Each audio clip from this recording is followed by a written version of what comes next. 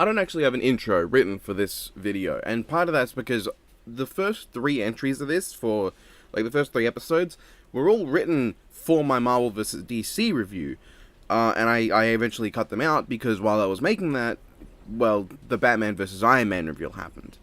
And, you know, the Batman vs. we don't know at the time for sure, but we knew it was going to be Iron Man. But, so yeah, all the first 3 of these have been written with the idea of these are the only Batman episodes at the time. Also, Biffweed is probably doing his own review, just of Batman vs. Iron Man, because he already reviewed all these in a separate video.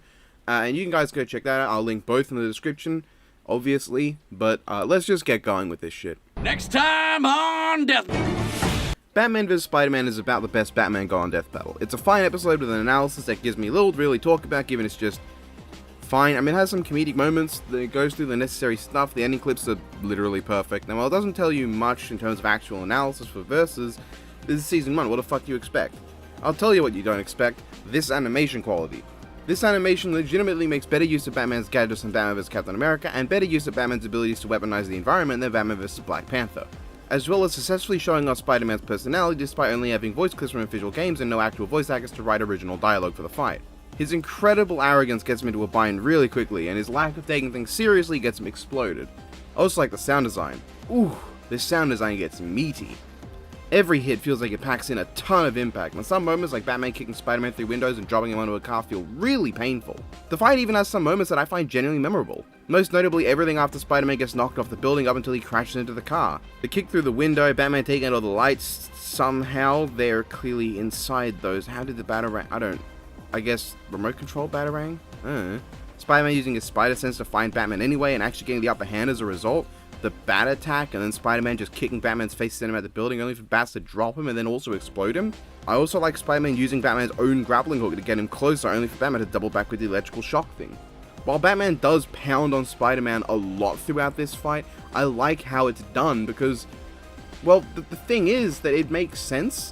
Like, Spider-Man is far more durable and far more powerful than Batman, so it makes sense that Batman's busting out all these gadgets to counterattack and prevent Spider-Man from really getting the upper hand, because he'll know he loses. And then the death comes, and it's just so raw. Batman getting webbed up like a fly only for this extremely well-animated bounce and kick that just feels like it has so much momentum and force behind it, helped by that spectacular sound design and the unreasonably high amounts of blood. Fuck, that's more impact than most episodes of Death Battle would have at any point, really. There's also something just satisfying to me about how Spider-Man jumping back and forward feels so natural and elastic. Like it slows down and speeds up at just the right times to feel right. About the only problem with this death is that it comes completely out of nowhere. Like one moment Batman's pressing his advantage and the next, oh, he's dead? Okay. Which about fits the way the fight would actually play out with Batman getting killed the moment Spider-Man actually starts trying. It's a solid episode, and of the 2 Marvel vs. DC episodes in the first season, it's a shame this one couldn't have consumed the other and given us just one this season, so I could say there was one season with nothing but good Marvel vs. DC episodes. 7 out of 10. I'm tempted to give it an 8. But the analysis isn't that great.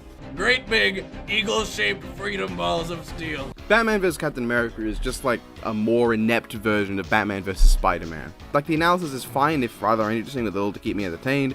There's no jokes I can remember aside from the one of the conclusion about jumping out of planes that I bet if it was done nowadays would involve Boomstick actually shoving Wiz out of an airlock on the floor and make it less funny. The animation is...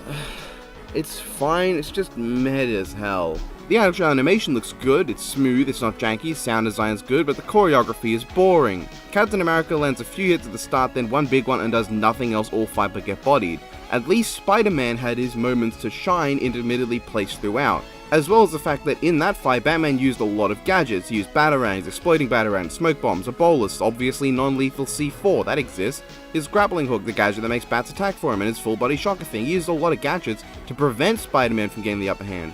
In this one, he uses batarangs, a grapple hook, shock gauntlets, smoke bombs, and explosive gel. No trick batarangs, and the only thing that he used that doesn't really have an equivalent to in the original is his shock gauntlets, which end up doing absolutely nothing, which makes Wiz's comment about how not to underestimate them hilariously misguided. But yeah, this fight amounts to Captain America punches Batman a few times, and then Batman throws some smoke bombs and Cap acts like an idiot before dying. And yeah, Cap at the end just throws his shield into the fog without any line of sight. I don't think I need to explain that not only is this absolutely moronic, but also Captain America just wouldn't do this. His most consistent portrayal in the comics and out of is of someone with basic competency. Why would he throw it into the smoke when he can't see what he's aiming at, or even where he can bounce it off to get it back? Why does he look so fucking proud of himself? He looks like that one kid who's proud because he managed to aim his piss into the toilet bowl without looking or realizing that he's missed anyway. It's fucking hilarious, but it's also just stupid. And then there's the kill, which is very neat in concept, with Batman hanging someone with the grappling gun, but something about Batman very slowly walking behind Cap with the shield and then bonking him into the fucking stratosphere, only to use a grappling hook that is completely square and moves on 45-degree angles just to hang Cap and then cut his corpse in half with the shield is just hysterical. It's fucking hysterical. But it's not good. I'm not laughing with the episode, I'm laughing at the episode. If it was just super mid and boring throughout, I think I would have given it like a 5, maybe even a 6 for that one joke about falling out of a plane, out of pity. But the fact that it's not even average boring, it's bad boring, with a stupid ass ending for Cap and a hilariously incompetent kill, drops it to like a 4. I mean, come on, what the fuck was this? It's certainly believable that Wayne had the ability to develop a gun that could overload the Panther habit. The winner is Batman. Wiz calls Namor Namor, and that's cringe as fuck. That is about as much emotion as this episode gets out of me. Well, okay, that's not true. I also felt confusion as to how the premiere of Season 5 had no voice acting, and the extent of their reason to fight was Batman wanted to go to the zoo and Panther was jealous of the swag Batman carried. I felt bewilderment at how the fight for some reason had to have 5 different moments where the characters just used their default walk cycles in the middle of a supposed intense high-speed battle. I felt disappointment that they used to do the environment essentially amounted to they paused to fight animals, and I felt a sigh incoming when I saw the Batarangs actively bounce off of Black Panther's suit, despite how Wiz's example of how the Panther suits works was projectiles hitting it and decidedly not bouncing, but falling straight down. You had one fucking job: not make projectiles bounce off the suit. Also, why is that rhino so small, and why is Panther eating a rhino so funny to me? Anyway, so yeah, this fight is definitely boring and has about as much interesting going on as eating a piece of white bread with nothing on it. About the most intriguing this fight gets is Batman using the environment to drop Black Panther and Black Panther jumping back up. Then Panther just slices him, he dies, and an orca eats him. Okay. I guess I feel baffled by how they deadass wrote Batman could come up with a gun to get through Panther's suit with prep time, but he wouldn't use it because he rejects firearms. And somewhere within the tiny walnut brain of a concept this matchup is, nobody came up with what if Batman just didn't make it a gun, but he used a bomb or a sword. This point is meaningless. What's so bad about saying Batman could conceivably come up with a weapon that can get through Panther's suit, however we don't allow prep time as it's against our rules? That works. It's not even like this is an episode that was nothing but boring so I can give it a 5 and be done with it. This episode had no high points, there was nothing about it I liked. And if there was nothing I disliked, then yeah, it would be a 5, but there are decidedly a bunch of bafflingly stupid things in there. And goddamn, do we really need to have 3 Batman episodes against a Marvel character where he did not get any prep?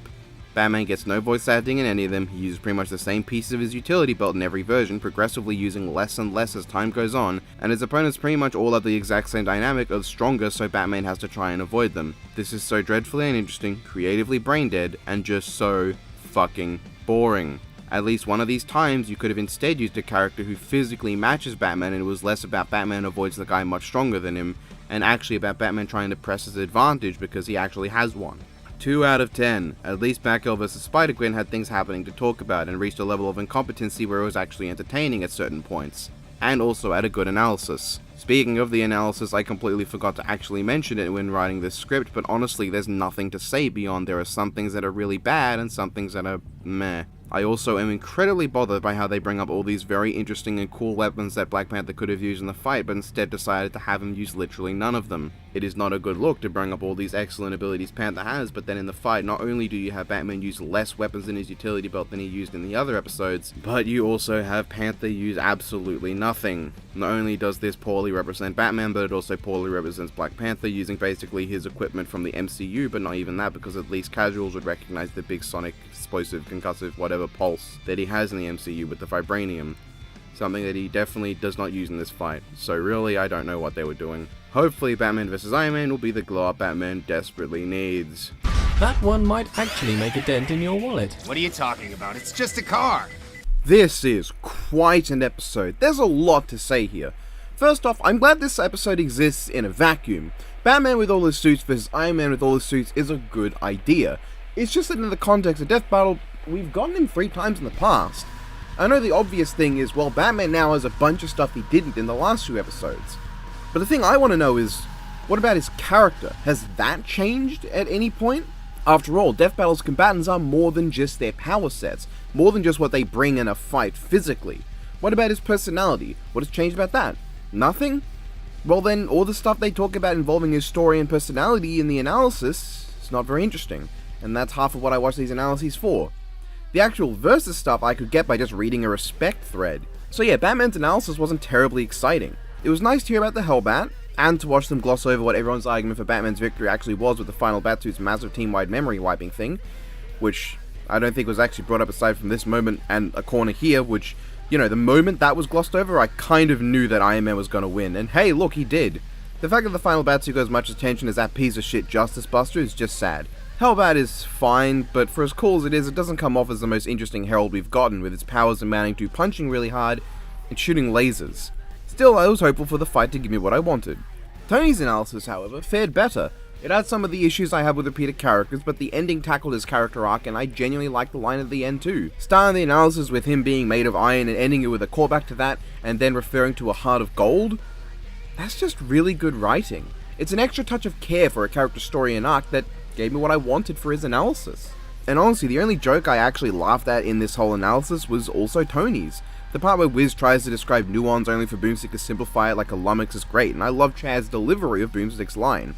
And a plus to both analyses, the editing is fucking great. Of course it is. These Marvel DC episodes always guarantee one thing nowadays, and that's great editing. Also, these analyses are long, and I like that. It's a lot of time to talk about not just the abilities of their most noteworthy suits, but also their character and story. It feels almost like a Season 6 analysis, and in that vein, I don't even mind the cutaways. Well, one of them I don't remember, and the other one is Zebra Boomstick, and that sure is... Well, I like that he got paint on the monitor, that's a fun little visual gag. As for the fight, well, I'll say the preview had me a bit worried when I first saw it. It didn't look bad, and I liked the hand-drawn stuff. Across the whole fight, the hand-drawn stuff is good, and I really got a kick out of the dialogue. But the way these sprites don't quite fit right with the 3D background really distracts me. For the first time in... Geez, is there any Death Battle? We're getting 3D backgrounds that just don't look right to me. We've gotten them since Season 1, but I've never really been bothered by them until right now. It's not awful, it's just that the sprites feel as flat as they are. They don't feel like they've been redrawn to make them look more three-dimensional, they look like they've just been angled on paint.net. It's something that's really hard to explain. I also wasn't sold on Iron Man's voice acting, but he gets a lot better later down the line, so I can be fine with that. Now, there are things I do like. I appreciate setting up the explosive Batman used to get away from Tony right at the start, but at the same time, I also saw a lot of people being confused about it, and it is not immediately obvious what happened there. But definitely, my favorite part of this opening section is the dialogue. Having references to other characters and having the two identify each other by names makes it feel like a proper crossover. Like, this isn't a case where suddenly one of them just materialized into this reality. It feels like they actually share the world. It's also really hard to explain, but like, you know how Snake vs. Sam handles its encounter in a way that makes it feel like the two always existed in this same world and are only just now coming across each other, as opposed to Sam Fisher just materialized into existence today. You know, that extra bit of investment and immersion into the story being told with the fight. After all, a good fight tells something of a story, and most of the best death battles do that. But then Batman goes into the Hellbat right away, and this was setting off a few red flags to me. Namely, the only suit that Batman can use after the Hellbat that wouldn't be a downgrade is the final Batsuit. He does not use the final Batsuit. And secondly, the Hellbat is a suit so absurdly powerful that any of Batman's wackier gadgets just really wouldn't be used. Because why would Batman, on a time limit suit, bother to use weapons that are slower and weaker than just punching Tony? And sure enough, Batman uses 4 gadgets in the entire fight: Exploding Batarang, Grapple Hook, and the Hellbat. Now admittedly, the Hellbat does have a lot of abilities. It's got its laser, it makes a bunch of bats, and it punches. But things like his cryogenics, energy weapons, hardening foam, his actual bat swarm, arming swords with stupid designs, magic gauntlets, man-bat serum, invisibility cloak, robot drones, the bat nuke. Yes, the famous non-lethal bat nuke, the nth metal bat knuckles, the mother box, his fucking black power ring that he literally pulls out of nowhere one time, just don't get used. I can get not including like the platinum kryptonite, as that would just lead to a copy of Lex's Superman scene from earlier this season, but I was hoping that this would either lean into Batman's really silly crazy gadgets, like, you know, the bat nuke or the bat train, or it would focus on suits even if that leans in a bit too much to Tony's territory. But it does neither, and Batman only uses the Hellbat. No final Batsuit, no Insider suit, no Justice. Okay, to be honest, I never wanted the Justice Buster vs. Hulkbuster as a fight, because the Justice Buster got destroyed by a building falling on it and took one hit from a herald that wasn't an illusion it cast on Wonder Woman. Now the Bat-Cavatron versus the Hulkbuster, that would have been fucking cool. Hell, I would have taken Batman using like that reverse magic to create the magical armor he has, which is strong enough to fight Bizarro. That could have been neat against the Model 68, 2 sets of armor that aren't really armor and created from the will of the users. I don't know. Now obviously I don't expect all of these, and I remember when I was talking about Thanos vs. Darkseid, one of the common responses was, you can't expect them to include all of it. And no, I don't. I really don't. More so for Iron Man's side, admittedly, I don't expect them to include every single armor, because a lot of them really aren't that interesting. But I expected more than they gave. I would have liked at least one other suit from Batman, maybe some of his crazier gadgets. What if Batman on his way to the Hellbat was being chased by Iron Man and had to use some of his weirder gadgets to actually get some distance? Now Tony fares a lot better. Now yes, they didn't include the Godkiller Mark II, which is the suit I wanted the most. They did say the Godbuster is a follow-on from it, but it's not. I'm pretty sure that these two suits are completely unrelated. I'm not sure why Tony would build the Godbuster as a follow-up to the Godkiller Mark II in the Eastgate, which is a place the Celestials like can't even be, when that's the whole point of the Godkiller Mark II is to fight them. I'm pretty sure they're completely unrelated in the comics beyond being owned by Iron Man and having God in the name. But still, I would not want the Godkiller Mark II to fight anything that isn't the final Batsuit. You either get both or you get neither in my eyes. But see, Tony, he gets to use the Godbuster, he gets to use the Model 68 Imagination Hierogram shit, he gets the Half Dyson Sphere, the House Party Protocol, gets a bunch of suits on the action, including the Endosim briefly and a couple of War Machine armors. Tony does get a decent amount of stuff. Like, that's enough. I don't think that you need too much more than that. I think that was probably good enough for the most part. You could have included maybe a bit more, but I'm fine with it. Now, what do I actually think of the fight? Well, the first thing I think of is that Batman hitting Tony with the Watchtower kind of broke my immersion, because as cool as it is, why did he do this? Let's think about this. Tony came here to shut the Watchtower off, Batman was to protect it. That's why he started the fight. If he didn't care about the Watchtower, he would have just shut it off. He even called Superman to come in and help, even though Superman didn't show up and Batman could have just said Banana Muffin. However, here he is helping Tony achieve his goal and going against his entire motivation for starting the fight, destroying the Watchtower. What the fuck, Batman? Why did you do this? It just bothers me on so many levels. This would be like if Sam Fisher's first act in his fight was to shoot the USB drive with the computer's data on it. Or if Optimus Prime was the one who destroyed the Ark. Or if Dr. Doom destroyed the building he was trying to... God damn it. And Bruce, how many people do you think died when that thing landed? You fucking moron. Though I say that, but he then crashes into a city and takes out most of their buildings. Good thing it was Sunday. Those buildings would have been filled up tomorrow. Like, come on! I get why they did this, because it looks cool. But the thing is, I care about the characters. If I wanted to just see these two power sets fight each other, well then I wouldn't exactly want Batman versus Iron Man. I'd want two characters I don't care about. Because then I wouldn't be bothered by being out of character. But no, I like these characters. I am immersed in the fight, and then you break it by having Batman do something completely out of character that's also just completely juxtaposed to his motivation for the fight. Then Hellbat dominates Tony, and this is gonna sound so weird, but the animation of Batman cracking his neck into place, that gives me life. That is so smooth, and it feels so natural. Jesus! I love this animation here. In fact, overall, once they leave the Watchtower, I don't have a single problem with the quality of the animation. At worst, it looks good. At best, it looks fantastic. This neck crack just looks so good.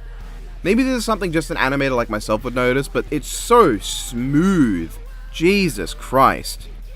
And this shot of the Hellbat doing its big weird bat thing as the suits change is genuinely great. I love this shot as you get a first person shot of the suits charging and it just goes all black. To be honest, this entire section is amazing. Hellbat fighting the House Party Protocol in the dark fog, tricking them into hitting each other and tossing them around is great, and I love it. Especially with the track, but we'll talk about that in a moment. And Batman's "Bust this" line is my favorite line of the entire battle. There's not much banner in this fight, which, makes sense, but I love how well this interaction captures both characters. Tony's full of himself, busting out an arrogant line, insulting his opponent. Batman just remains silent and focuses on the fight until he can actually get away with responding. He only says 2 words that get across everything he needs to. He's concise, and he's very, very dead on. The following beam struggle is pretty cool, but it's almost entirely solved by this amazing shot of the bat-shaped burn through the buildings. Then the ending just appears, and I'm miffed. For one thing, it breaks my immersion a little bit, not as much as that thing. When they're Hellbat, they hyped up as fighting a guy who literally destroys universes gets fucked up by a weapon that they hype up as destroying planets with the power of a sun. There's a bit of a dissonance there, and while I know Death Battle does that sometimes, they put a lot of emphasis on the Hellbat fought a guy that could destroy the universe, the Model 68 is made of a universe, this thing is still on the Kardashev scale, which doesn't even get to a universal level, and it's not even on the top of the Kardashev scale. They put a lot of emphasis on that, and then it just, the Dyson Sphere one-shots both of them. A little bit of immersion breaking. Not bad enough to really be too bothersome though. And in spite of that, I can sort of accept it. I mean, it is something I did ask for Tony to do. You know, Tony setting up Batman to hit him with a weapon from far away. I was hoping it'd be the Phoenix Buster, because that blowing the Hellbat to Kingdom Come is definitely believable. But I can accept this, because I mean, this is much cooler looking than this ugly thing. Tony hacking the Hellbat though, this leads to a problem I have with the fight as a whole. Batman's portrayal. Now yes, they do capture some aspects of him really well. Like the way in which he banters with Tony is perfectly fitting him. You know, he's quiet, but he's concise when he drops his one-liners. And all the dialogue in the Watchtower, that is on point. He says what needs to be said, nothing more. But once he gets into the Hellbat, this is just generic cape shit. Like, nothing about what Batman does in the Hellbat says Batman to me. He doesn't bust out any tactics, he doesn't come off as terribly smart. In fact, with Tony's hacking, putting a nanotech suit on him, perfectly setting him up for the hammer, tricking him with a drone Iron Man suit while he gets his protocol ready, Batman kind of comes off as a chump in the brains department. Like a complete idiot. Like, okay, I can accept him not using his crazy gadgets with the Hellbat, because it is just a full-on flying brick suit. But that doesn't negate his tactical intelligence, which he doesn't use. Hell, he goes full caveman brute guy who designed a Alolan Diglett brain level tier when he gets hacked and doesn't do anything to try and, you know, get out of this bad situation. He just tries to go closer to punch Tony. You idiot. Like, Batman's a moron in this fight, forgetting what his reason for fighting Tony is by building him with the Watchtower, fighting like a regular herald, and okay, yes, this is really, really well animated. The sense of speed and excitement is on point, effects are fantastic, nothing about the actual animation itself is bad. Animators did a fantastic job, but I'm not a fan of the writing. It focuses on Batman's overwhelming power at the cost of Batman's intelligence, and one of those is far more key to Batman's character. The animation is very much Batman's power set, not Batman. And I get this is sort of in line with the conclusion saying how, you know, the Hellbat's so overwhelmingly powerful, but Iron Man has a lot of armors. But the problem is, if this is supposed to represent that, then this means the verdict was created under the assumption that Batman is going to not fight like Batman, not using his tactics. The conclusion sets up that, you know, the Hellbat's really strong, but the variety of the Iron Man suits is just more than his brain can handle. But literally in the fight, they don't do anything but shoot missiles, lasers, and guns, and there's nothing wacky going on, and Batman's brain doesn't seem like it's very big in the animation, it's all just punch. That's his character, punch. Now Tony on the other hand is in an interesting boat. He does get dominated for most of the fight, but it's hard for me to be angry when he is leading the fight exactly the way he wants it to go. Even when he's like, holy shit, to Batman surviving the hammer, which, to be fair, I do like Tony just being completely stunned by how much of an alpha male Batman is. And I do like the idea of the fight degrading to a fist battle where Batman just dominates, because of course he would. And, okay, beyond just I like the idea, I like the scene. I like the scene of Tony's arrogance, Batman's complete domination in a methodical way, and I like the idea of Tony putting a suit on Batman to blow him up.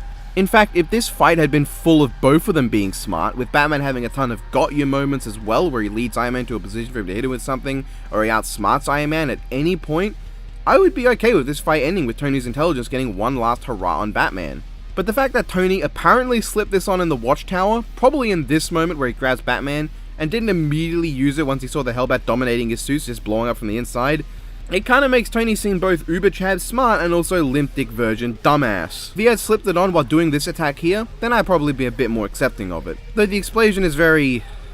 well, it's an explosion death, but it's at least one of the better ones this season, because it does leave a corpse. But the corpse looks very silly, and for some reason, still has boots. As it is, I definitely feel like this fight needed to be booked as a season finale. If not for this season, then the next. Give it that extra budget and time to really work in enough to make it feel like it isn't severely dropping the ball in some places. It is a good episode, yes, It's actually a lot like Captain Marvel vs. Shazam in that it doesn't have much of Batman's character in the fight, and really doesn't utilize his moveset in basically any way, but it does have the most bare bones, yet fun as hell action you would expect from Marvel and DC Heralds.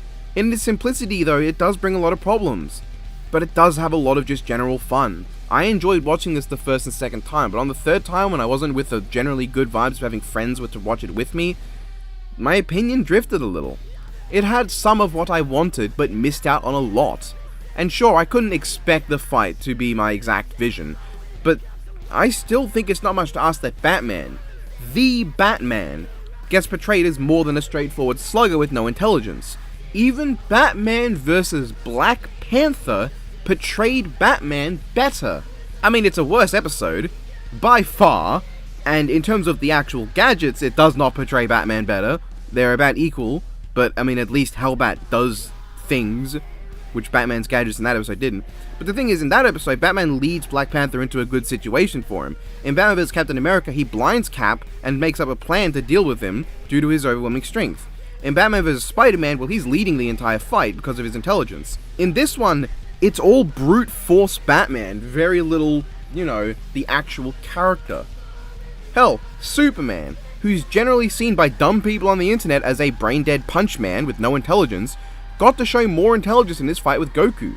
He flies to an advantageous position, he immediately focuses on getting rid of the power pole once he realizes it was magic, he utilizes Goku's blind spots, he takes the fight into the sky and angles himself so he'd be blown into the sun. Batman here, he helps Iron Man succeed at his goal, doesn't notice his hacking, which means he got one up by himself in Batman Beyond vs. Spider-Man 2099 available episodes, and then he fails to notice there's an entire Iron Man suit's worth of nanometal on his body. I feel like you would notice that much mass suddenly being on your body, unless you are such an alpha Chad male that you can just lift that with no problem, which, I mean, I guess it is Batman, I can probably accept that. In the end, this fight needed to be more than 3.5 minutes long, especially when the entire first minute of that is dedicated solely to setting up the fight and having Batman run away to get into the Hellbat. They only really start fighting 1/3 of the way into the animation. But in spite of all that, I'd be lying completely out of my ass if I said the Hellbat vs. House Party Protocol and Godbuster wasn't a hype as fuck scene. And I live for that bust this line. Holy hell, that is an awesome line. Oh, and a big thing, the rigging in this episode, it's so good. Genuinely, this is probably my favorite rigging since Miles vs. Static, and these custom sprites, at least I'm pretty sure they're custom, I've never seen them elsewhere, are just so good. Godbuster and Hellbat are some of the best custom sprites they've had. Not to mention that all the work they did with Tony out of his suit, like, Tony doesn't have many sprites out of his suit, he has very few, but they managed to make it work. Oh, and the music. The music is great, but I don't know how much I like it in the episode itself. Now hold on a moment. I love the sound of this track. At the time of writing this, I haven't even gotten access to the track on its own, but god, I hope it's as good as it sounds in the episode. But there are times it sounds like it doesn't sync up right. Like, where something dramatic happens, the song starts to blast up a few seconds later. It's also very Iron Man, little Batman. There is some Batman, sure, but it definitely leans one way, and with that, it was enough for me to be pretty sure Iron Man within the episode, because him losing to an Akadaka-inspired track doesn't sound right. And there are sometimes I feel like the music doesn't fit, but I still love the sound of this track, and I can't wait to listen to it on its own. When I think about it, there was a lot that really gave away to me that Tony was going to win this episode. Like, you had an Akadaka-inspired track, Batman in the Hellbat I was fairly certain would dominate most of the fight, which would just make more sense for Tony to win, and the fact that the final Batsuit was barely brought up in the analysis, that was all just red flags to me that Tony was going to win this. Overall, I've ragged on this episode a bit. I'm giving it a 7. I want to give it an 8 or a 9, something really high, but it did let me down a lot when watched on its own, and it is one of those episodes where watching it with others really elevated the experience for me. Not to say that I don't normally have episodes be elevated to me when I'm watching it with friends, but this is one where a lot of what bothered me didn't stand out until I watched it on my own, and wasn't tired because it was 3 AM in the morning and I had stayed up for 20 hours prior. Oh wait, but they brought up the back credit card and made no reference to the nostalgia critic. 0 out of 10, fuck you. So that was all of Batman's episodes. Quite an interesting roller coaster, but glad it went back uphill right at the end. Honestly, for as great a character that Batman is, it is somewhat sad that he's only fought Marvel characters, and basically the first 3 all had the same exact dynamic, and the last one was just the reverse dynamic, and now Batman has no personality. It was weird, and he never really had a fight that focused on the stealth ninja part of his character, which Honestly, I think you should have just not done Cap or Black Panther and replaced it with a character that he could do that against. As it is, hope you guys enjoyed my overly long opinions. Have a good one.